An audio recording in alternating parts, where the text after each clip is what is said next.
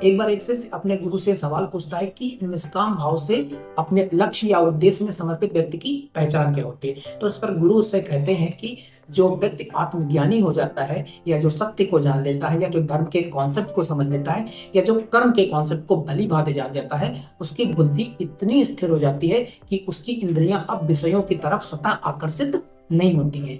जैसे एक कछुआ चारों ओर से अपने अंगों को समेट लेता है, ये स्थिर बुद्धि पुरुष भी अब इंद्रियों के जाल में फंसता नहीं है। उसकी इंद्रियां वही करती हैं जो वो चाहता है, मतलब उसकी आंखें देखती वही हैं जो उसको लक्ष्य और उद्देश्य की तरफ केंद्रित कर सके। वो मुंह से बोलता वही है जो उसको अपने लक्ष्य या उद्देश्य की तरफ केंद्रित कर सके, और कानों से वह व्यक्ति सुनता वही है जो बातें उसको लक्ष्य या उद्देश्य की तरफ ले जाएं।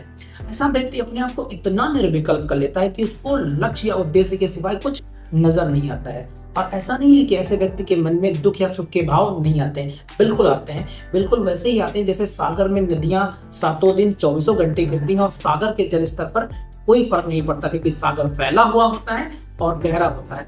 ये स्थिर बुद्धि पुरुष भी इतना गहरा और इतना फैला होता है कि सुख में ये उछलता नहीं है और दुख में ये फिसलता नहीं है। जिस दिन आप भी आपके जीवन में ऐसा कोई लक्ष्य या उद्देश्य आएगा, ऐसा कोई परम चीज आपकी लाइफ में आएगी और आप जुड़ेंगे, तो आपके साथ में ये सब कुछ होगा और फिर आप जो आपने सोचा होगा वो आपको हर एक चीज मिलेगी।